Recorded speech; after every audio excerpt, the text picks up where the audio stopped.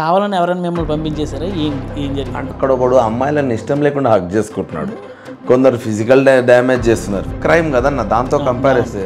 ఒకవేళ వాళ్ళు తప్పు ఒప్పుకొని మళ్ళీ వైల్డ్ కార్డ్ ఎంట్రీ ఇస్తారని మీరు అనుకుంటున్నారు? బరాబర్ నేను చెప్తున్నా కదా, ఫినాల దాకా నువ్వు రమ్మని నేను రాను. అసలు నాగమణి కంటే వ్యవహారం అక్కడ ఎలా జరుగుతుంది? సూపర్ స్ట్రాటజీ ప్లేయర్ అన్న, ఏది అన్ఇంటెన్షనల్ కాదు, ఏది తెలియక కాదు, అన్ని తెలిసే.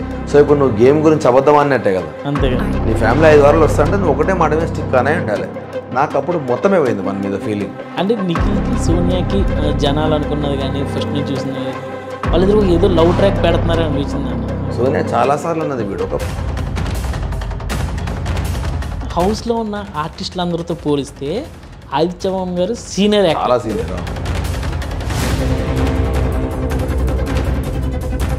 అసలు గేమ్ కూడా ఆడట్లేదు ఎవరో కూడా సరిగా. ఎప్పుడు ఆ వంటల గురించి కొట్టుకుంటున్నట్టు అయ్యే వంటది ఏది గేమ్ ఏది అని అడుగుతున్నారని. తింటావారా అంటే నాకు నా చపాతి వద్దు, ఏమొద్దు, మీరు తినండి, మీరేం కొట్టుకుదావు, నాకు వద్దే వద్దు, నేను తినకున్నా ఓకే అని చెప్పి. కాకపోతే ప్రియదర్శి అన్న కొంచెం అలా అలా స్టెప్ వెళ్తుంది, మధ్యలో ఎందుకు మీది కొంచెం డౌన్ అయ్యిందన్న? అసలు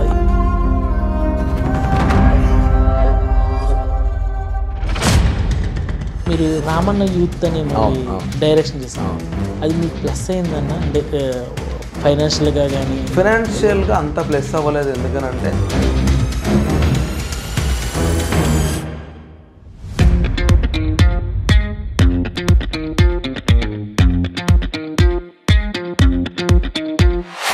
హాయ్ అండి, నేను మీ జబర్దస్త్ బాబీ. ఈరోజు మనతో పాటు బిగ్ బాస్ వచ్చినటువంటి అభయ్ నవీన్ గారు మనతో ఉన్నారు. మరి బిగ్ బాస్లో జరిగిన అనుభవాలు ఏంటి, ఆయన ఎందుకు రావాల్సి వచ్చింది, ఈ విశేషాలన్నీ తెలుసుకుందాం. హాయ్ అన్న. హాయ్ అభయ్ అన్న, ఎలా ఉన్నారు? బాగున్నారా? బాగున్నా బ్రో, నువ్వు ఎట్లా? బాగున్నా అన్న, చాలా లాంగ్ గ్యాప్ తర్వాత. అవును అవును. ఎలా ఉందన్న బయటకు వచ్చిన తర్వాత బిగ్ బాస్ నుంచి? మంచిగా ఉంది. అంటే అంటే నేను వచ్చిన రీజన్ కూడా జనాలకు తెలిసింది కాబట్టి చాలామంది కూడా నువ్వు ఉంటే బాగుండు, ఇంకా మళ్ళీ ఛాన్స్ వచ్చినా మళ్ళీ వెళ్ళు అని చెప్పడం కానీ, లేకపోతే వాళ్ళ ప్రేమ, నువ్వు ఉన్నన్ని రోజులు హానెస్ట్గా ఉన్నావన్నా, నీకు నచ్చినట్టు, సో అట్లా తెలిసే ఉన్నావు, అట్లా చాలా ఎక్కువ మంది ఉండరు అని ఎక్కువ మంది ఇష్టపడుతున్నాను. సో నాకు చాలా మంచిగా అనిపించింది. నేను ఏమనుకున్నానంటే అన్న, స్టార్టింగ్లో చూసిన ఇది చూస్తే మీరు ఆదిత్యవం గారు ఫైనల్ వరకు వస్తారు, విన్నర్ ఎవరైంది నాకు తెలియదు, మీ ఇద్దరు స్ట్రాంగ్ కంటెస్టెంట్లు అవుతారు అనుకున్నా. కానీ అలాంటి వ్యక్తి అభయ్ నవీన్ అనే వ్యక్తి ఈరోజు సడన్గా 3వ వారానికి బయటికి రావాల్సిన అవసరం ఏమొచ్చింది? నిజంగా మీరు తప్పు చేశారా? జనాలు ఏంటంటే ఇప్పుడు వరకు తప్పు చేశారని అనుకున్నారు, మీరు బిగ్ బాస్ని ఏదో అన్నారు, అలా అనకూడదు. అక్కడ అసలు ఏం జరిగింది, ఎందుకు రావాల్సి వచ్చింది, కావాలని ఎవరైనా మిమ్మల్ని పంపించేశారా, ఏంటి ఏం జరిగింది? అంటే ఒకటైతే చెప్తా, ఇప్పుడు బిగ్ బాస్ రూల్స్ కొన్ని ఉంటాయి. పాటలు పాడొద్దు, సిగరెట్లు తాగేటప్పుడు మాట్లాడొద్దు, లేదు అని అంటే ఫిజికల్ వైలెన్స్ చేయొద్దు, ఫిజికల్ అబ్యూస్ చేయకూడదు, లేదంటే డ్యామేజ్, ఇట్లాంటి పెద్ద పెద్ద రూల్స్ బిగ్ బాస్ని. ఇప్పుడు బిగ్ బాస్ అనేది ఒక షో, అంత పెద్ద రియాలిటీ షో కండక్ట్ చేసే వాళ్ళు షో మీద జోక్స్ వేస్తే వాళ్ళు దాన్ని ఈగోకి తీసుకుంటారు అని చెప్పి నేను అనుకోలేదు. ఎందుకంటే కామన్, ఇప్పుడు మీరు మన షో మీద ఇప్పుడు మీరు ఏరా అన్న, ఇప్పుడు జబర్దస్త్ నుండి జడ్జిల మీద జోకులు వేస్తారు, ఎంత స్పోర్టివ్గా తీసుకుంటారు అది. సో ఆబ్వియస్లీ మనకు తెలుగు వాళ్ళకి సర్కాజం హ్యూమర్ ఎక్కువ మనకు బేసిక్గా. సో అట్లనే నేను కూడా జోకులు వేసిన, దాన్ని అంత హైలైట్ చేసేసరికి నేను షాక్ అయింది. ఎక్కడ అంటే అక్కడ ఒకడు అమ్మాయిలను ఇష్టం లేకుండా హక్ చేసుకుంటున్నాడు, కొందరు ఫిజికల్ డ్యామేజ్ చేస్తున్నారు, ఫిజికల్ వైలెన్స్కి చేస్తున్నారు, తెలుసో తెలియకనో. ఇవి ఎక్కువ క్రైమ్ కదన్న, దాంతో కంపేర్ చేస్తే. సో నేను చేసిన దానికి నిజంగా చెప్పాలంటే ఒక వార్నింగ్ ఇచ్చి వదిలేయచ్చు. అంటే షో మీద నువ్వు జోకులు వేయొద్దు అంటే నేను వేయకపోయేటోని, నాకు ఒక్క వార్నింగ్ కూడా రాలే అన్న. చాలా మంది వార్నింగ్ ఇస్తారు, మీరు ఎలా చేయటం ఏం చేసినా అన్న రెడ్ కార్డ్ ఇచ్చే ముందు ఒక వార్నింగ్ ఇస్తారు, నువ్వు తప్పు చేసినావు, ఇంకోసారి చేస్తే నేను వదిలిపెట్టా అంటే బరాబర్. నేను తెలిసి నేను ఎందుకు డీఫేమ్ అవ్వాలనుకుంటా, సో నేను తప్పు చేయొద్దు కాబట్టి నేను అనుకునేటోని. కానీ అక్కడ నాకు ఒక వార్నింగ్ కూడా రాకపోతే నేనేమనుకుంటా, ఇంత పెద్ద షో వాళ్ళు ఎందుకు పట్టించుకుంటారని అనుకున్నా. అండ్ ఇంకోటి కావాలనే కాదు, బాధలు అన్న, నా లోకి వెళ్ళి ఫుడ్ చక్కలేదు, ఇవన్నీ కొన్ని బాధలు ఒక 2-3 మాటలు వదిలినాం, మిగతావన్నీ జోకులా మాట్లాడుకున్నాయి. ఇవన్నీ క్లబ్ చేసేసరికి నేను ఎక్కడ ఫీల్ అయినా అంటే, అమ్మాయిలను ఏడిపిస్తున్నానేమో, సపరేట్గా తీసుకెళ్ళి అరే నువ్వు ఇట్లా చేస్తున్నావు ఇది తప్పని మనకేమో వార్నింగ్ ఇచ్చి వదిలేస్తారు. మిగతా వాళ్ళు నేను కాకుండా చాలామంది మాట్లాడారు, జోకులు వేసిన వాళ్ళు చాలామంది ఉన్నారు. ఇప్పుడు నాకు వచ్చిన స్లాంగ్లో నేను మాట్లాడినా, వాళ్ళకు వచ్చిన తెలుగులో వాళ్ళు మాట్లాడారు. సో వాళ్ళకి సాఫ్ట్ అనిపించింది, అది హార్డ్ అనిపించిందేమో, బట్ మిస్టేక్ ఈజ్ మిస్టేక్ కదన్న. సో అప్పుడు నాకు వార్నింగ్ ఇచ్చి వదిలేయచ్చు కదా. సో దీనివల్ల 4 రోజుల నుంచి షోని తిడుతున్నట్టు ఒక లెవెల్లో పోర్ట్రే అయింది బయట. నేను బయటకు వచ్చినాక వీడియోలు చూస్తే సో నాకు అది నచ్చలేదు. సో దానివల్ల నేను కొంచెం ఫీల్ అయినా, అరే నేమ్మ ఇంత ఘోరంగా నెగిటివ్ ఎందుకు ప్రొజెక్ట్ అవ్వాల్సి వచ్చింది, నేను అది తెలిసి చేసిన మిస్టేక్ కూడా కాదు. రెండోది నేను షోని ఎక్కడ తిరుగుతాను, రూల్స్ గురించే మాట్లాడుతూ ఉన్నా. థ్యాంక్ఫుల్లీ నిన్న ఒక వీడియోలో వాళ్ళే చెప్పారు, నేను కొంచెం బయాస్డ్గా డెసిషన్లు తీసుకున్నారా, అందులో లూప్ హోల్స్ ఎతికి మనం విన్నర్ అయ్యేలాగా నేను చేసిన గేమే అదిరా అని వాళ్ళు మాట్లాడిరు. ఆ గేమ్ దగ్గరే గొడవ స్టార్ట్ అయింది. నేను అక్కడే బిగ్ బాస్ని అరిచింది, బయాస్డ్ పోతున్నాయి, నాకు నచ్చలేవు, నువ్వు కనుక నాకు దీనికి కరెక్ట్ ఆన్సర్ చెప్పకపోతే 7 కోట్ల మంది చూసి నువ్వు కరెక్ట్ ఆన్సర్ చెప్పకపోతే బరాబర్ నువ్వు వాళ్ళకి ఫేవర్ ఉంటావని అనుకుంటున్నా, నాకు నచ్చట్లేదు, నేను ఇక్కడ నుంచి ఏ గేమ్ ఆడాను. నేను ఫస్ట్ రైజ్ అయింది అక్కడ. ఆ రైజింగ్కి వాళ్ళే సమాధానం చెప్పారు ఈరోజు. సో డెఫినెట్గా సో అట్లీస్ట్ ఇప్పుడైనా ఆడియన్స్ 2 కనెక్ట్ చేసుకొని ఆడి పాపం బాధతో మాట్లాడిండు కానీ కావాలని తిట్టింది కాదని రియలైజ్ అయితే చాలా అని అనుకుంటున్నాను నేనైతే. ఒకవేళ వాళ్ళు తప్పు ఒప్పుకొని మళ్ళీ వైల్డ్ కార్డ్ ఎంట్రీ ఇస్తారని మీరు అనుకుంటున్నారు అన్న? ఇప్పుడు తప్పు ఒప్పుకోవడం అన్నట్టు కాదు కానీ వాళ్ళు అట్లీస్ట్ రియాలిటీ ఏందని అర్థం చేసుకొని, అరే వీడు నిజంగానే కావాలని చేయలేదు, వానికి నిజంగానే ఒక ఆప్షన్ మనం ఇచ్చుంటే బాగుండు, వాడికి సారీ చెప్పిండు ఆల్రెడీ, సో వాడికి ఒక ఛాన్స్ ఇచ్చుంటే బాగుండని వాళ్ళు అనుకోనంగా డెఫినెట్గా పిలిస్తే బరాబర్ నేను చెప్తున్నా కదా, ఫినాలే దాకా నువ్వు రమ్మని నేను రాను. ఎందుకంటే ఎవడు తెలిసి మిస్టేక్ చేయడు, కానీ తెలియకుండా మిస్టేక్ చేసినప్పుడు నువ్వు ఒక టీం పెద్దగా, అరే నువ్వు తెలియకుండా ఏదో చేస్తున్నావు, తెలుసో తెలియకుండా ఇది మళ్ళీ చేస్తే నేను నిన్ను పంపిస్తాను ఒక వార్నింగ్ ఎవరికైనా ఇవ్వాలి. ఫిజికల్ వైలెన్స్ చేసిన వాళ్ళకి, బూతులు మాట్లాడిన వాళ్ళకి మీరేమో 2-3 సార్లు వార్నింగ్లు ఇచ్చి వదిలేస్తారు, ఆడ అబ్యూస్ చేస్తున్న వాళ్ళకి వార్నింగ్లు ఇచ్చి వదిలేస్తారు. నేను ఏదో తెలియక 2 మాటలు అంటే నన్ను మొత్తం టార్గెట్ చేసినట్టు ఎందుకు ఇట్లా జరిగిందని నేను ఫీల్ అయినా. సో డెఫినెట్లీ నాకు ఛాన్స్ ఇస్తే 100% పోతాను, ఎందుకంటే ఎక్కడైతే మనం కోల్పోయినామో అక్కడే నిలబెట్టుకోవాలి. సో నన్ను నమ్మిన వాళ్ళు ఎక్కువ మంది బాధపడ్డారు, అరే నువ్వు వస్తావని అనుకోలేదన్న, నన్ను సపోర్ట్ చేసిన వాళ్ళు. థ్యాంక్ యూ అన్న. సో దాని గురించైనా నేను బరాబర్ పోయి నేను 100% ఫినాలే దాకా ఉంటా. మీరు ఆ వారం ఎలిమినేషన్లో ఉన్నారన్న అసలు? ఉండే. ఎందుకుండే అంటే యాక్చువల్గా కూడా నాకు అన్ని ఎమోషనల్గా అన్నీ ఒకదాని మీద పడిపోయినాయి అన్న. నిఖిల్ నేను అది పేరెంట్స్ గిఫ్ట్ టాస్క్ ఆడినప్పుడు మా నాన్న వాచ్ ఒకటి నాకు వాడు గిఫ్ట్ ఇచ్చిండు, అంటే వాళ్ళ నాన్న షర్ట్ వచ్చింది, నా వాచ్ వచ్చింది. సో వాడు సాక్రిఫైస్ చేసిండు. సో నేను కూడా వాని కోసం ఏదో ఒకటి సాక్రిఫైస్ చేయాలి ఏదో ఒక రోజు అని అనుకున్నాను నేను, కానీ వాడికి చెప్పాలనుకోలే ఆ పాయింట్. కరెక్ట్ నిఖిల్ నేనే ఉన్నాం ఇద్దరం నామినేషన్లో, వాడు కాకుండా వేరే ఎవడున్నా కూడా నేను ఒకటే మాట అయిపెట్టున్నా, అరే నాకు అది లైఫ్ వచ్చింది, డెఫినెట్లీ నేను దాన్ని చూసుకోవాలి, ఎందుకంటే అప్పటికే వాడు చీఫ్ అయితేనే ఉన్నాడు కంటిన్యూస్గా. సో వేరే ఎవడున్నా కూడా అరే నాకు ఛాన్స్ ఫస్ట్ టైం కదా వచ్చింది చీఫ్, సో నాకు ఇది చాలా అవసరము, డెఫినెట్లీ నీకు ఫర్దర్గా ఏదైనా సాక్రిఫైస్ చేస్తా, నేనైతే ఉండను అని చెప్పేసి నేను ఫైట్ బ్యాక్ చేస్తున్నానేమో. కానీ నిఖిల్ ఉండేసరికి అక్కడ వాడు ఆల్రెడీ నా కోసం వాళ్ళ ఫాదర్ షర్ట్ వదులుకొని చాలా ఏడ్చి అయినా కూడా వాడు పెద్దరికంగా, వాడు నాకంటే చిన్నోడైనా పెద్దరికంగా నాకు డాడీ వాచ్ గిఫ్ట్ ఇచ్చినప్పుడు నాకు ఏదో ఒకటి చేయాలనిపించింది. కానీ నేను అదే మాట ఆడియన్స్కి చెప్పింది అనుకో, వీడు తిట్టుకుంటా జనాలని వీడెందుకు సింపతి కార్డు ప్లే చేస్తున్నా ఫీలింగ్ వస్తుంది, ఎందుకంటే మన ఎమోషన్ చాలా మందికి అర్థం కాదు. సో నేను అది రావద్దు. ఇంకోటి నేను ఆ మాట అంటే నిఖిల్ గారు 100% దానికోసం అయితే వద్దు నేనే నామినేట్ అవుతాను కూడా వాడు నాతో ఆర్గ్యుమెంట్ చేస్తాడు. వాడు ఆర్గ్యుమెంట్ చేయొద్దంటే నాకు మిగిలింది ఒకటే ఆప్షన్, నేను రుబాబ్ సేవ్ అయ్యి నేను నామినేట్ చేసుకుంటా అని చెప్పాలి. సో అందుకని డైరెక్ట్ వెళ్ళి చెప్పి నామినేషన్ ఇచ్చున్నా. చాలామంది కూడా వాడు సెల్ఫ్ గోల్ వేసుకున్నాడు అన్నట్టు అన్నారు, కానీ దాని ఇంకొక ఎమోషన్ ఉంది నాకు. నేను ఇప్పుడు అందరికి చెప్పాల్సిన అవసరం లేదు, హౌస్లో ఉన్నప్పుడైతే ఎస్పెషల్లీ, ఎందుకంటే హౌస్లో నేను హానెస్ట్ ఉండి దిల్దార్ ఆడాలి, నా ఎమోషన్ని బయటకు తీసుకొచ్చి సింపతితో మాత్రం ఆడొద్దని అనుకున్నా. ఇప్పుడు బయటకు వచ్చినా కాబట్టి ఇది చెప్పాల్సి వస్తుంది. అన్న మీరు ఎలిమినేషన్లో వచ్చారు, ఓటింగ్ మీకు ఎంత అంటే ఏ ప్లేస్లో ఉన్నారని మీరు అనుకున్నారు అన్న? నిజంగా నేను ఆడిన గేమ్ కనుక ఆడియన్స్ నిజంగా చూసారేడు మంచిగా ఆడతాను, బరాబర్ నేను ఇప్పుడు వచ్చే క్యాండిడేట్ 100% కాదన్న. ఎందుకంటే ఎంటర్టైన్మెంట్ ఉన్నది, అందరితో చాలా మంచి బాండింగ్ ఉన్నది, ఫిజికల్ గేమ్లు కూడా నేను ఒక కోడిగుడి టాస్ తప్ప ఏ ఒక్క టాస్ కూడా గివప్ ఇవ్వలే నేను. ఓడినా గెలిచిన పక్కన పడితే గివప్ ఇవ్వలేదు, స్ట్రాంగ్ ఫైట్ చేసిన నేను. సో ప్రతి ఒక్కరు నన్ను అప్రిషియేట్ చేసింది. సో ఇన్ని కన్సిడరేషన్లు తీసుకుంటే అంత తక్కువ ఓటింగ్ ఎట్లా వచ్చిందనేది నేను స్టిల్ ఫీల్ అవుతా ఉన్నా. నాకు తెలిసి నా పాయింట్ ఆఫ్ వ్యూ కూడా మిమ్మల్ని కావాలని బయట పంపించడం కోసం ఆ ఓటింగ్ ఏమైనా మీకు అలా క్రియేట్ చేసి ఉండొచ్చు అంటారు? అంటే కావాలన్నట్టు కాదు, మేబీ షో మీద జోకులు ఎక్కువేసరికి వాళ్ళు ఫీల్ అయిపోయి ఉండొచ్చు, అండ్ పబ్లిక్కి అది నెగిటివ్గా పోర్ట్రే అయింది అది. ఇప్పుడు బిగ్ బాస్ అనేది ఏందన్నా, లోపల ఉన్న మైండ్తో ఆడుకుంటాడు, షో చూసేటోని మైండ్తో కూడా ఆడుకుంటాడు. సో ఆడియన్స్ మైండ్ మనం ఈక్వల్గా ఆడుకుంటారు. సో మనం ఎంత మెచ్యూర్డ్గా ఆలోచిస్తామన్న దాన్ని బట్టే ఉంటుంది. మేబీ పబ్లిక్ ఒక స్టేజ్లో ఫీల్ అయిపోయారు ఎమోషనల్గా, ఎట్లా అంటే వాడిని షోలో తీసుకొని వచ్చి మరి వానికి లైఫ్ ఇస్తే వాడు ఎందుకు ఇట్లా ఈ లెవెల్కి వెళ్ళిపోయారు జనాలు.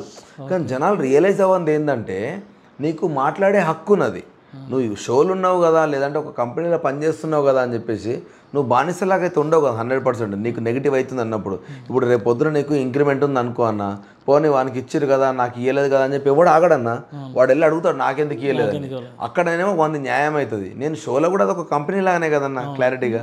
నాకు అన్యాయం అవుతున్నప్పుడు నేను కంపెనీ ఓనర్ని అడగకపోతే ఎవరిని అడుగుతా నేను? సో నేను అదెవడు రిలేట్ చేసుకుంటలేరు. సో ఇక నేను వాళ్ళని ఏం అనదలుచుకోలేదు. కానీ ఒకటైతే అయిందన్న, కావాలని పంపించారు అన్నట్టు పాయింట్ కాదు, కానీ ఏదో జరిగింది. ఆ నెగిటివిటీ మాత్రం చాలా ఎక్కువ స్ప్రెడ్ అయింది. నేను చూసిన కదా ఆ వారం అంతా కొంచెం ఘోరంగా స్ప్రెడ్ అయింది నెగిటివిటీ. సో నేను దానికి ఇంకెక్కువ ఫీల్ అయినా. బయటకు వచ్చిన తర్వాత జనాలు మిమ్మల్ని నిజంగా మీరు అక్కడ మిస్టేక్ చేశారని అనుకున్నారా? లేదన్న, 180% మంది అన్న నీది చాలా ఓవర్గా పోర్ట్రే అయింది, కానీ నువ్వు వాడు అన్నదేం లేదు, చాలా ఓవర్గా పోర్ట్రే అయింది. సో డెఫినెట్గా నిన్ను మళ్ళీ పిలుస్తారని అనుకుంటాం. పిలిస్తే మాత్రం ప్లీజ్ మా కోసం అని వెళ్ళు, ఎందుకంటే మేము నిన్ను చాలా సపోర్ట్ చేసినాము, మాకు నువ్వు అట్లీస్ట్ ఫినాలే దాకా వెళ్ళాలని మేము కోరుకుంటా ఉన్నాము అని చెప్పేసి చాలా ప్రేమను చూపించారు. నాకు చాలా ఒక 20% మంది ఫీల్ అయ్యారు. ఇక అది కామన్ అన్న. మరి మీరు తప్పు చేశారని చెప్పేసి ఏదో మిస్టేక్ చేశారనే బయటికి పంపించేసారు. అంతకన్నా మిస్టేక్లు చేస్తున్న వాళ్ళు లోపల ఇంకా మంది. అదే కదా నా బాధ. బెస్ట్ ఫర్ సపోజ్ నాగమణికంఠ తను గేమ్ ఆడడం అని పక్కన పెడితే మాట్లాడితే ఫ్యామిలీ ఇష్యూస్ తీసుకొచ్చి సింపతి క్రియేట్ చేస్తూ ఒక స్ట్రాటజీ మీద ఆడుతున్నాడు ప్రతిసారి. ఇది అసలు ఫస్ట్ సెకండ్ ఎంట్రీ అయిన తర్వాత సెకండ్ డేకి వచ్చేసరికి అందులో నెగిటివిటీ వచ్చింది. ఫస్ట్ వీక్ ఇతను వెళ్ళిపోతాడు అనుకునే టైం ఇంకో 2-3 వారాలు ఓడించారు. అలాంటి వ్యక్తినే అక్కడ నుంచి మిమ్మల్ని పంపించేశారు. అసలు నాగమణికంఠ వ్యవహారం అక్కడ ఎలా జరుగుతుందన్న? బేసిక్ నిజంగానే దానికే ఫీల్ అయినా. నాకు ఇంకా బాధగా ఎందుకు ఫీల్ అయినంటే, బయటకు వచ్చినాక నాగమణికంఠకి కన్ఫెషన్ రూమ్లో ఏం చెప్పారో తెలుసుకోవాలని అనుకున్నా. నేను పోయి చూస్తే యష్మి ఏడుస్తూ ఉంది, యష్మి నాకు చేసుకొని. సో నాకు సార్ ఏమన్నాడు, ఇది ఒక్కటే ఓకేనా, ఇట్లాంటివి చాలా ఉన్నాయి, నేను నీకు చూపిస్తాను, బీ వెరీ కేర్ఫుల్, అమ్మాయి ఇంకోసారి ఇబ్బంది పడితే నిన్ను పంపిస్తానన్నారు. అమ్మాయి ఇబ్బంది పడ్డం అనేది పెద్ద క్రైమ్ నన్ను అడుగుతాను కదా. అట్లాంటి దాన్ని కన్ఫెషన్ రూమ్ పిలిచి మీరు చెప్పినప్పుడు నన్ను కూడా పిలిపించి నాకు వార్నింగ్ ఇచ్చి పంపిస్తే అయిపోయేదిగా. నాదేమో పబ్లిక్ అయిపోయింది. అన్ఫార్చునేట్లీ వాంది కూడా పబ్లిక్ అయింది, కాకపోతే లోపల వాళ్ళకి తెలియదు. వాంది పబ్లిక్ అయింది, నాది పబ్లిక్ అయింది. దానివల్ల ఒక అందుకు మేబీ నాకే మంచిగా ఉంటుంది, అరే వాడిది కదా పెద్ద క్రైమ్, వీడికి ఎందుకు రెడ్ కార్డు ఇచ్చారు అన్నట్టు కూడా ఒక ఒపీనియన్ వచ్చింది. ఇప్పటికీ నాగమణికంఠ గురించి నెగిటివ్గానే మాట్లాడుతున్నారు. అసలు ఎందుకు ఉంటున్నాడు తను? అయితే ఏమైపోయిందంటే ఫస్ట్ వారం చాలా ఏడుస్తూ ఉంటే ఒక 2-3 రోజులు జనాలు చూసి ఏమనుకున్నారంటే, సరే వీడు ఏదో ఎమోషనల్ బ్యాగేజ్ ఉన్నది వీనికి అని అనుకున్నాను. నేను ఎప్పుడైతే నామినేషన్ పాయింట్లో ఎవరికి కావాలి నీ ఫ్లాష్ బ్యాక్ స్టోరీ అవసరం లేదని ఎప్పుడైతే నేను తిట్టినో, ఆ తర్వాత వాడు నేను స్ట్రాంగ్ అవుతా అని ఇమ్మీడియట్లీ షిఫ్ట్ అయిపోయాడు. ఎట్లా అంటే వితిన్ 2 డేస్లో మనిషే మారిపోయాడు. అప్పుడు ఏమైపోయింది, హౌస్ వాళ్ళందరూ షాక్ అయ్యారు. అంటే అంత ఎమోషన్గా పోయేటాడు సడన్గా రాత్రికి రాత్రి ఎట్లా మారుతాడు అన్న ఒక కన్ఫ్యూజన్లో ఉన్నారు. కన్ఫ్యూజన్లో ఉండి నాగమణికంఠని అబ్జర్వ్ చేస్తూనే అంతా క్లోజ్ అవుతూ ఉన్నారు. పాపం పోనీలే వానికి స్పేస్ కావాలి, వానికి ఏదో ప్రాబ్లం ఉందని వాళ్ళు అడ్జస్ట్ అవుతూ ఉన్నారు. ఈ అడ్జస్ట్ అయ్యే ప్యాటర్న్లో ఎప్పుడైతే ఈ హగ్స్ డ్రామా స్టార్ట్ అయిందో అప్పుడు వీడు కావాలని డ్రామా ఆడుతున్న విషయం జనాలకు హౌస్లో ఉన్న వాళ్ళకి అర్థమైంది. దాని తర్వాత వాని దరిద్రానికి ఆ దోశ దగ్గర పెద్ద పెంట్ అయింది. సో ఆ దోశ దగ్గర ఆ పెంట్ అయ్యే సమయానికి హౌస్లో ఏ ఒక్కడు కూడా నాగమణికంఠని నమ్మే స్టేజ్లో లేరన్న. ఎట్లా అంటే నాగమణికంఠతో ఫ్రెండ్షిప్ చేసి ఏదైనా మాట్లాడాలంటే కూడా వాడు దాన్ని నామినేషన్ పాయింట్లో తీస్తాడేమో అని భయపడడం స్టార్ట్ అయ్యారు. సో వానికి వాడే క్రియేట్ చేసుకున్నాడు ఆ బొక్క. సో ఇప్పుడు అది ఇంకా పెద్దగా అవుతుంది కానీ తగ్గట్లేదు. సో ఆడు జల్దీ రియలైజ్ అయ్యి గేమ్ ఆడితే సూపర్, కానీ ఇదే నా స్ట్రాటజీ అనుకుంటే మాత్రం ఉంచారన్న, జనాలు పంపించేస్తారు. ఒక స్ట్రాటజీతో ఆడుతుంది అంటే బేసిక్ అమ్మా సూపర్ స్ట్రాటజీ ప్లేయర్ అన్న. ఏది అన్ఇంటెన్షనల్ కాదు, ఏది తెలియక కాదు, అన్ని తెలిసే మాట్లాడుతూ మనం ఫైనల్ కొట్టాలి. ఫ్యామిలీ ప్రాబ్లమ్స్ బేస్ చేసి నాకు అక్కడ ఎందుకు నాకు కోపం వచ్చిందంటే, ఫస్ట్ వారం నాతో మాట్లాడినప్పుడే 5 వారాలు ఉంటే చాలన్నా నా ఫ్యామిలీ నా దగ్గరికి వస్తుంది అని అన్నాడు. అంతేనా? సో అదైతే అట్లే లాయల్గా ఉండాలన్నా నువ్వు ఆ మాట. మొన్న నేను వచ్చే ముందు కొడుకు టాస్క్ అప్పుడు వాడిని తిడితే, నేను ఫైనల్స్ గెలవాలన్నా గెలిస్తేనే నా ఫ్యామిలీ నా దగ్గరికి వస్తుంది అని అన్నాడు. సో ఇప్పుడు నువ్వు గేమ్ గురించి అబద్ధం అన్నట్టే కదా. అంతేగా, నీ ఫ్యామిలీ 5 వారాలు వస్తా అంటే నువ్వు ఒకటే మాట మీద స్టిక్ అనే ఉండాలి. నాకు అప్పుడు మొత్తమే పోయింది మన మీద ఫీలింగ్. సో ఇప్పుడు గేమ్ని అడ్డం ఫ్యామిలీని అడ్డం పెట్టుకుని గేమ్ ఆడుతున్నా అనుకున్నా. నాకు ఇంకా నచ్చలే అప్పటి నుంచి. అన్న నిఖిల్ స్టార్టింగ్ నుంచి క్యాప్టెన్సీగా వస్తున్నాడు, అంటే strong contest, one of the మీతో పాటు వన్ ఆఫ్ ది కంటెస్ట్.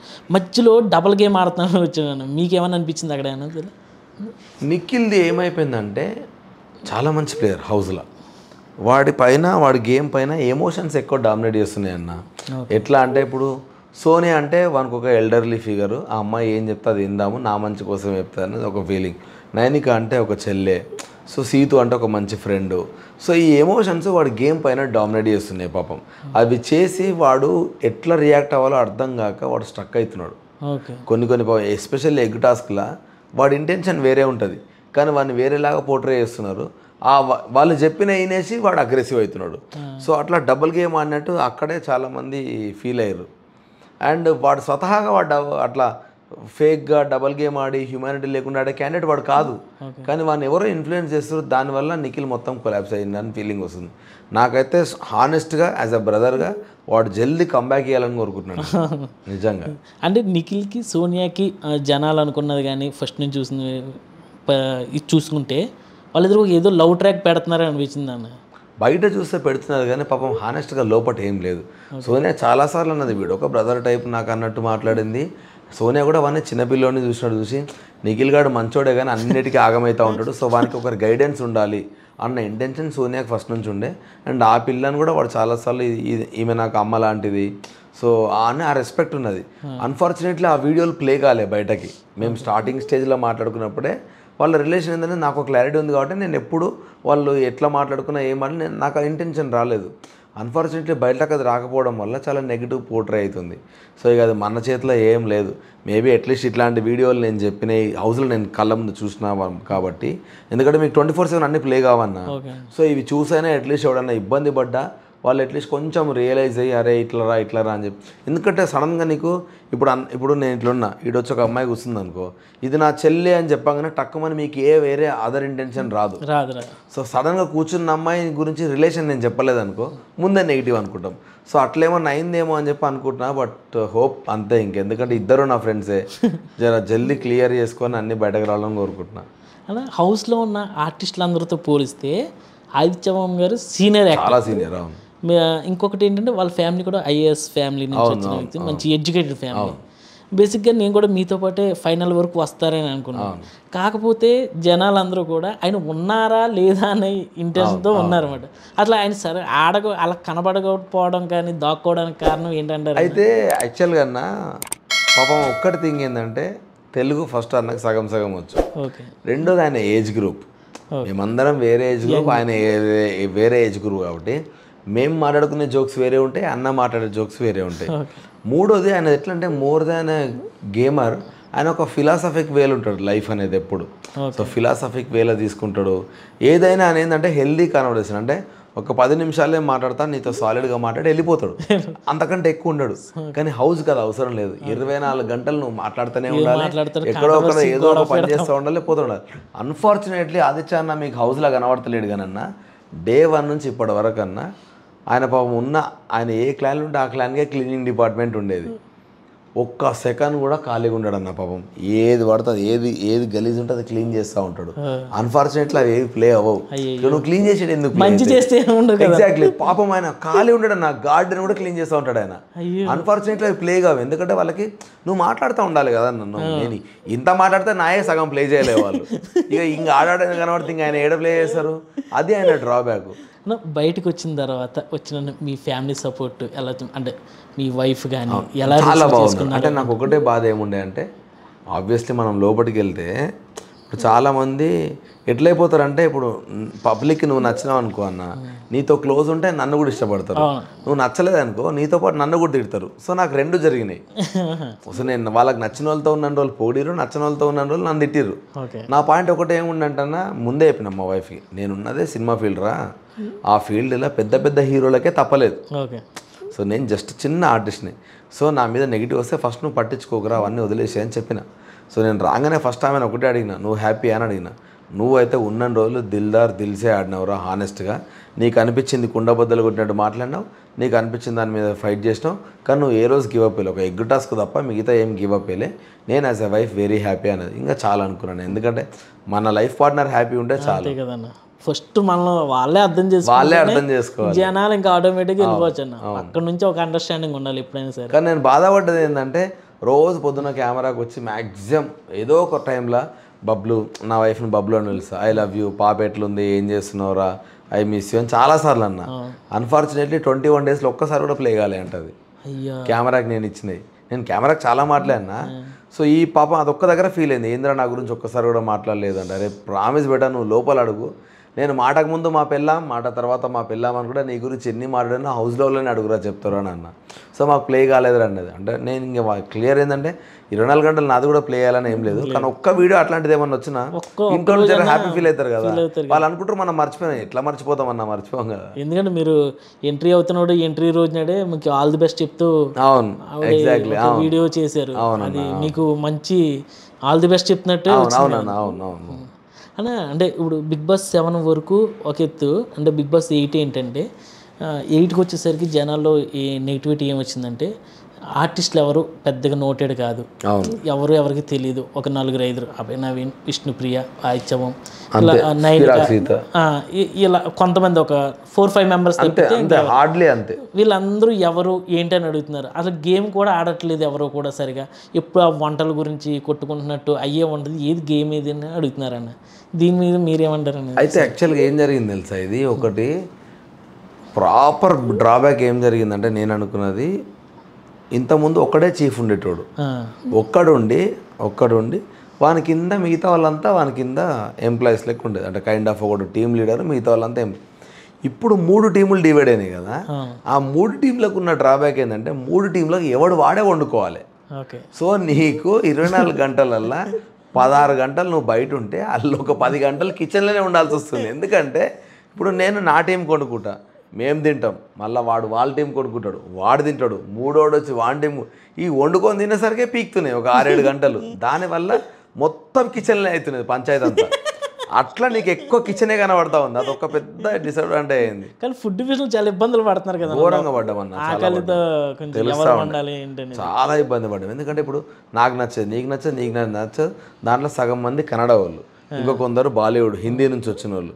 ఓకేనా, 3-4 2-3 తెలంగాణ వాళ్ళము, అంతే. కిరాక్సితా కూడా తెలుగు. సో ఒక 4-5 తెలుగు వాళ్ళం అనుకో. తెలుగు వాళ్ళకి ఇన్ జనరల్గా మనం అడగోలు స్పైస్ తింటాం. తెలంగాణ కానీ ఆంధ్ర కానీ రాయలసీమ కానీ గట్టిగా తింటాం స్పైస్. మన తినే ఫుడ్ స్టైల్ వేరే ఉంటుంది. బెంగళూరు సైడ్ అట్లా ఉండదు, ఇంకా హిందీ సైడ్ అసలే ఉంటుందా.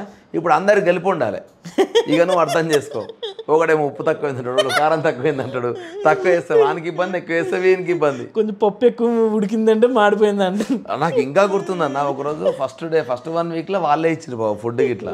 చికెన్ వస్తే చికెన్ వండాడు, గట్టి కారం వేసి వండిరు. చాలా రోజులు తిని నాన్ వెజ్ అని తింటే నువ్వు నమ్మవన్నా, ఒక్క పీస్ పెట్టుకొని అనుకుంటే తిన్నారు అందరూ. పాపం అనిపించి నెక్స్ట్ డే నేను మటన్ వండినప్పుడు సప్పకొండినా, నీ అమ్మ ఇలా కారం లేదు అంటారు. అరే అబ్బా, ఫస్ట్ వారం అంతా అదే ఉండేది లొల్లి. ఆ తర్వాత ఇక పోయిన తర్వాత మేము క్లాన్లు మారినాం కదా, దాంట్లో నేను మా టీంలో నేను యష్ మేము ఫుల్ నాన్ వెజిటేరియన్స్. మేము అడగోలు తింటాం, మిగతా వాళ్ళు ఏదైనా అడ్జస్ట్ అవుతారు. పాపం మెయిన్ క్యాండిడేట్ ఉండేది ప్రేరణ ఒకతే, నేను కాకుండా.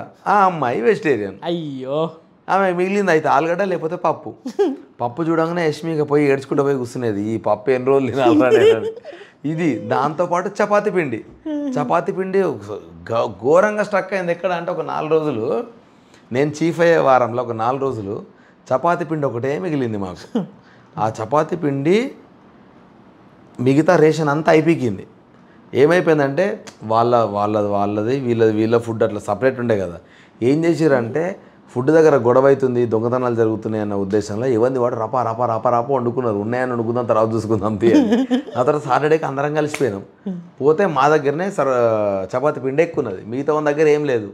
రైస్ ఒక పూటకు వచ్చింది. 3 రోజులు బతకాలి ఇప్పుడు మనం. సాటర్డే సండే మండే అనుకుంటున్నాను, సో సండే మండే ట్యూస్డే గుర్తులేదు. 3 రోజులు మనం బతకాలి. ఇప్పుడు ఏంది పరిస్థితి అంటే చపాతీ పిండి ఒకటే ఉంది. సో అప్పుడు సీతో వచ్చి చపాతీ పిండితో దోశలు వేయచ్చు అన్న, కొంచెం ఎక్కువ రోజులు వస్తుంది. అది స్టార్ట్ అయింది. చపాతీ పిండి దోశ పప్పు, చపాతీ పిండి దోశ పప్పు తిని ఇంకా చూడు గ్యాస్ట్రిక్ ప్రాబ్లమ్స్. ఓ రోజు ట్యూస్డే రోజు పొద్దున నాకు గుర్తుంది కూడా, ఇట్లా కూర్చున్నా తిక్కలేసి, తింటావారా అంటే నాకు నా చపాతీ వద్దు, ఏమొద్దు, మీరు తినండి, మీరేం కొట్టుకుదావు, నాకు వద్దు, నేను తినకున్నా ఓకే అని చెప్పినాను. సో ఆ స్టేజ్కి వెళ్ళిపోయినాం. దాంట్లో ఛాయ్ లేదు. ఫస్ట్ వారం 10 రోజులు రోజు 10-15 మిల్క్ ప్యాకెట్లు వచ్చేటి. మేమేమనుకున్నాం స్టార్టింగ్లో రేషన్ జాగ్రత్త ఖర్చు పెట్టుకోండి, నో రేషన్ అని అన్నారు. నో రేషన్ అంటే మేమేమనుకున్నాం, నీ అక్క ఉన్నన్ని రోజులు ఇవి వాడుకుందామరా, ఇవి పోయినాక నో రేషన్ టాస్క్లు పెడతారేమో. సడన్గా రత్మని వచ్చి అన్ని ఎత్తుకొని మీకు ఒక్కసారి వెళ్ళిపోతే దీనికి ఎందుకురా కాపాడుకున్నామని మస్తు బాధపడ్డాం. 150 గుడ్లు ఉంటే ఆచితూచి వాడుకున్నాము. మొత్తం అన్నదిగా వీగిరు. అబ్బా తిన్నా అయిపోవు కదా అని ఫీల్ అయినాం అందరం. అలా బిగ్ బాస్లో వెళ్ళిన తర్వాత ఫస్ట్ ఎలిమినేషన్ అయింది బేబక్క. బేసిక్గా నాగమణి కంటే ఎలిమినేట్ అవుతారని ఫస్ట్ డే చూసుకుంటే బేబక్క వచ్చింది ఆ ఛాన్స్ చెప్పుకోవాలంటే. పాపం ఆవిడ కావాలని పంపించేశారని, అంటే అక్కడ ఉన్న వాళ్ళు యంగ్ టీవీ ఆడియన్స్ అందరికి కూడా కుర్రోళ్ళు కావాల్సిన వాళ్ళతో కొంచెం గ్లామర్ కావాలి, ఆవిడ కొంచెం ఏజ్డ్ అని ఆ విధంగా అందుకు కావాలని పంపారని జనం అంటున్నారండి.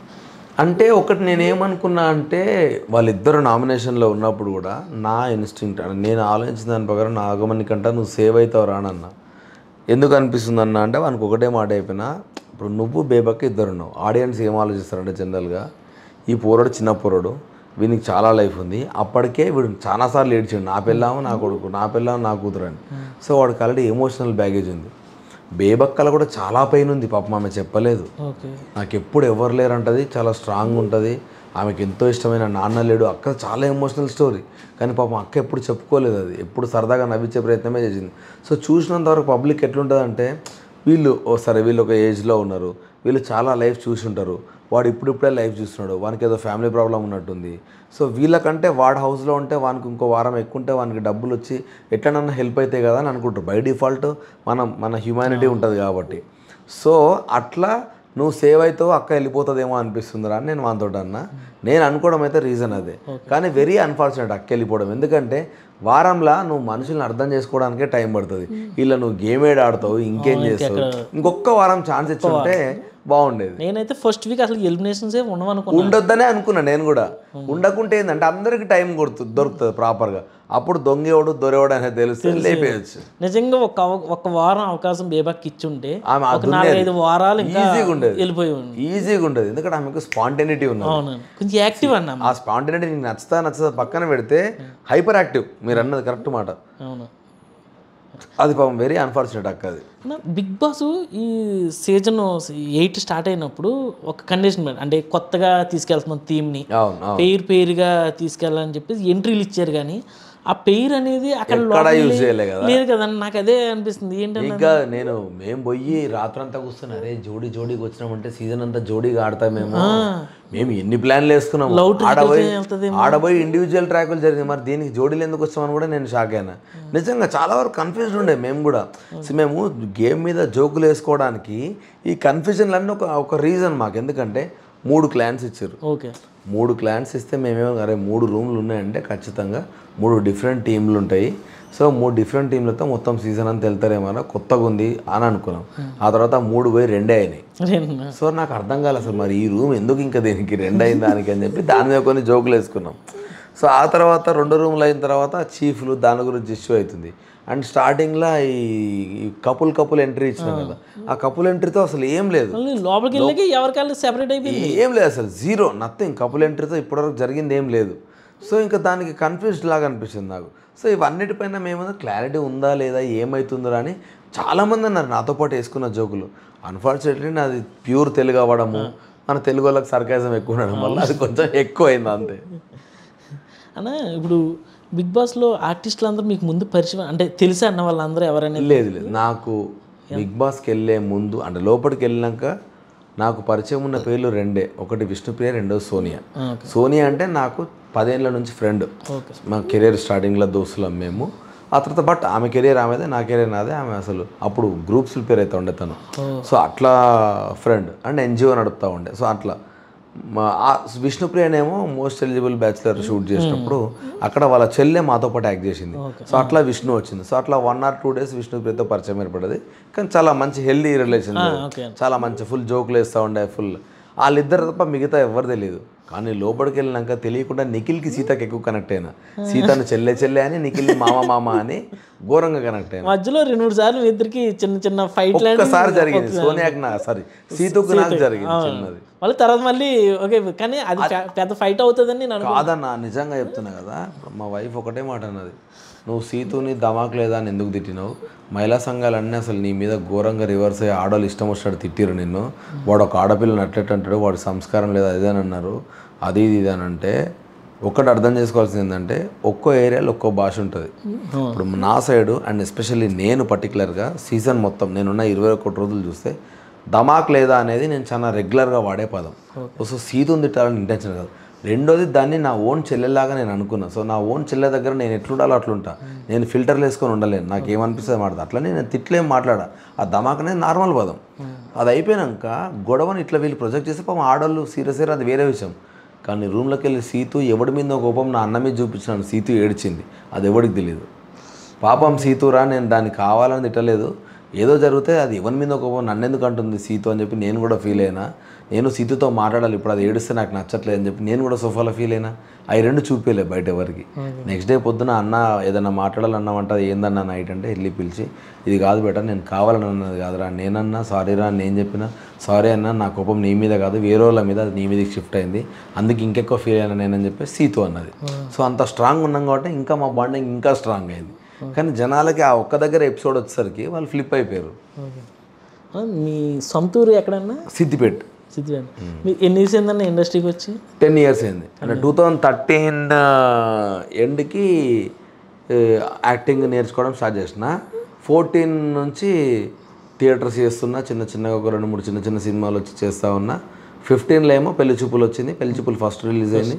పెళ్లి చూపులు హిట్ అవడంతో కొంచెం థ్యాంక్ఫుల్లీ ఇంకా జనాలకి ఎక్కువ కష్టం కదా ఎవరికైనా, ఫస్ట్ సినిమా హిట్ అయితే చాలా మంది. సో అట్లనే ఎక్కువ మంది జనాలకు తెలిసిపోయినా, అట్లా ఇంకా కెరియర్ నడుస్తుంది. గీతా గోవింద్ అంతే. 13 అంటే ఆల్మోస్ట్ 11 years అనుకోన్నా.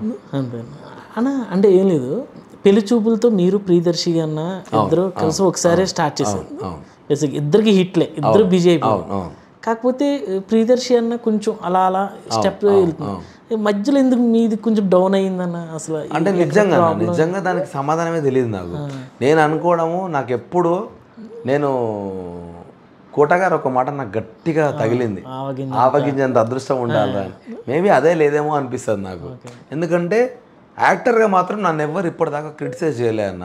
నువ్వు ఏ రోల్ ఇచ్చినా బాగా చేస్తావని చాలా మంది అప్రిషియేట్ చేశారు. సో నాకు యాజ్ అన్ యాక్టర్ చాలా మంచిగా ఉంది. నా బ్యాడ్ లక్ ఏమో తెలియదు కానీ ఆ ఆవగించే అదృష్టం ఇంకా రాలేదు. ఎప్పుడైతే బిగ్ బాస్ షో వచ్చిందో ఇక్కడ నుంచే నా అదృష్టం స్టార్ట్ అవుతుందేమో అని చెప్పి అనుకున్నా. నిజంగా చెప్తున్నా, అంటే ఈ 11 years అంతా ఒక ఎత్తు, ఈ ఉన్నది 3 వారాలైనా నేను క్రియేట్ చేసిన ఇంపాక్ట్ కావచ్చు, ఏమన్నా ఉండొచ్చు, చాలా ఎక్కువ మంది ఇంకెక్కువ ఇష్టపడుతున్నారు నన్ను. సో మేబీ ఇక్కడ నుంచి ఇంకా బెటర్గా ఉంటుందేమో లైఫ్ అనుకో. మీ మనస్తత్వం ఏంటనేది జనాలకు తెలిసింది, జెన్యూనిటీ ఏంటి, మీరు స్ట్రాంగ్ ఏంటి అనేది జనాలు తెలిసింది. అవును. అంటే మీకు బిగ్ బాస్ హౌస్కి వచ్చినప్పుడు ప్రియదర్శన్ కానీ విజయ్ దేవరకొండ గారు కానీ వీళ్ళందరూ సపోర్ట్ ఎలా మీరు వాళ్ళకి చెప్పి? అంటే నేను విజయ్కి చెప్పలేదు, దర్శికి రాహుల్కి చెప్పినా. రాహుల్ ఏమో యూఎస్లో ఉన్నా అన్న, నేను కొంచెం కుదరదు అంటే వాడు నేను అట్లా మనం మాట్లాడుకుంటే అన్న అని మాట్లాడుకుంటాము. సో నేను యూఎస్లో ఉన్నాడు, సో నేను వచ్చిన తర్వాత కలుస్తాను నిన్ను అని అన్నాడు. దర్శి ఏమో నువ్వు చెప్పాలన్నారా నాకు, నువ్వు బో, నేను డెఫినెట్గా నీకే సపోర్ట్ చేస్తాను. మొన్న వెళ్ళిన నామినేషన్లో ఉన్నాడు, వాడు రోజు పెట్టిండంట నా గురించి, సపోర్ట్ అబ్బాయి అని. సో వాడు చాలా మంచి సపోర్ట్ ఇస్తాడు. అండ్ తరుణ్కి కూడా చెప్పినా, తరుణ్ అవైలబుల్ లేడు. విజయ్తో నేను చెప్పలేదు, ఎందుకంటే అంటే కొంచెం ఇప్పుడు సినిమాలు ఫుల్ బిజీ ఉన్నాడు. అండ్ దర్శి ఏంటంటే పెళ్లి చూపులు ముందు నుంచి కూడా క్లోజ్ కదా నాకు.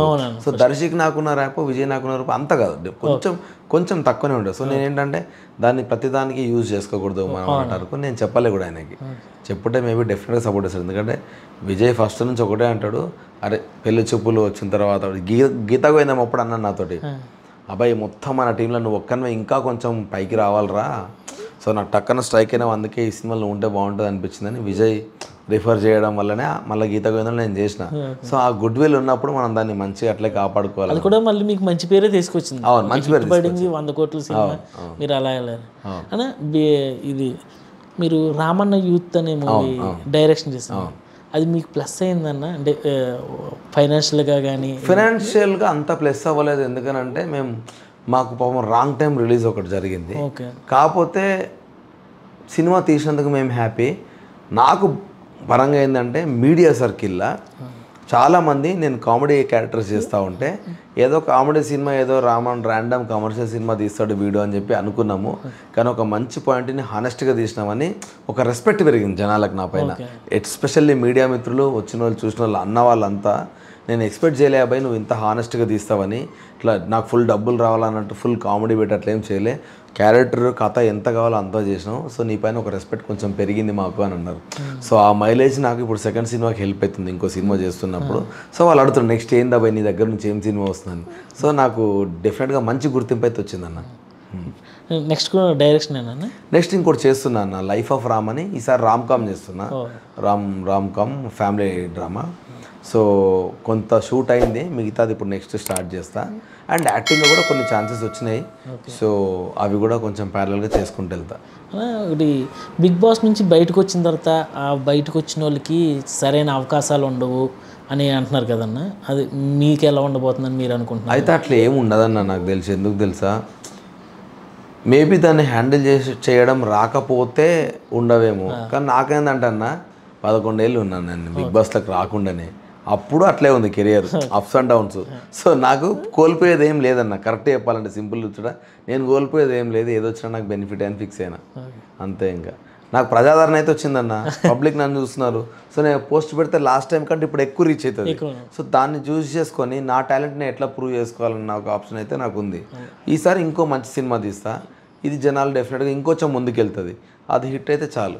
ఎలాగో మీ చేతిలో ఒక ఆయుధం ఉంది, డైరెక్షన్ అనే. అంతే అంతే, అవును. అది మనం ప్రూవ్ చేసుకోవడం ముందుకెళ్ళచ్చు. అంతే అంతే, అది ఇప్పటికైనా యూజ్ అవుతుంది అన్న, 100% యూజ్ అవుతుంది అన్న. అవును. Anyway all the best and congratulations అన్న. మీరు డైరెక్టర్గా, ఆర్టిస్ట్గా కూడా ఇంకా చాలామంది ఇన్స్పిరేషన్గా తీసుకుని ముందుకెళ్ళాలని మనస్ఫూర్తిగా కోరుకుంటున్నాను. మేము అడగగానే కూడా ఇంటర్వ్యూ ఇచ్చినందుకు థ్యాంక్ యూ సో మచ్. ఇంకొకటి ఏంటంటే వైల్డ్ కార్డ్ ఎంట్రీ ద్వారాగా ఒక మళ్ళీ అవకాశం వస్తే ఈసారి మీరు ఫైనల్కి వెళ్ళాలని దేవుడు సాక్షిగా కోరుకుంటున్నాను. థ్యాంక్ యూ అన్న, థ్యాంక్ యూ సో మచ్. నిజంగా నాకు ఇన్ని ఇంటర్వ్యూలు ఇస్తున్నా నాకు చాలా హ్యాపీ అనిపిస్తుంది. అంటే అన్న నిజంగా గాడ్ ప్రామిస్ చెప్తున్నా, ఇప్పటి వరకు ప్రతి ఒక్క ఇంటర్వ్యూ నన్ను అడిగింది అదే, అన్న నువ్వు ఇప్పుడు రావాల్సినోడివి కాదు. సో డెఫినెట్గా వైల్డ్ కార్డ్ వస్తే మాత్రం దయచేసి వెళ్ళు, డెఫినెట్గా నీకు సపోర్ట్ చేస్తాం. ఎందుకంటే నీతో మాట్లాడిన తర్వాత మాకు కూడా కొన్ని తెలిసినాయి. సో మేము ఎక్స్పెక్ట్ చేసినంత నెగిటివ్ అయితే నువ్వు అక్కడ ఏం చేయలేదు, డెఫినెట్గా నువ్వు వెళ్ళాలి అని మీరు అందరు విష్ చేస్తున్నారు. హోప్ఫుల్లీ ఉంటే నిజంగా అన్న మీ నమ్మకాన్ని బరాబర్ నిల్చోబెడతా. ఇఫ్ నాట్ నాకు ఆ ఛాన్స్ రాకపోయినా 23 రోజులల్లో ఫుల్ మంచి లైఫ్ ఎంజాయ్ చేసిన, మంచి సినిమాతో వచ్చి మళ్ళీ మీ అందరికీ ఆ సినిమా గురించి అయినా ఇంటర్వ్యూ ఇస్తాను. భవానీ నాయుడు అని ఒక ఆర్టిస్ట్ ఉన్నారండి, ఫ్రెండ్, మీ ఫ్రెండ్ కూడా అండి. ఇద్దరు డిస్కస్ చేసుకున్నాం, అబ్బాయి చాలా మంచి అతను, నాకు చాలా ఫ్రెండ్ అని డిస్కస్ చేసుకున్నాం. అవునవునవును, మేము ఒక సినిమాలో యాక్ట్ చేసాము చెప్పిందన్న. అప్పటి నుంచి మేము ఇంకా మీ గురించి ఇంకా ఆలోచించాను. Okay okay okay, thank you అన్న, థ్యాంక్ యూ సో మచ్.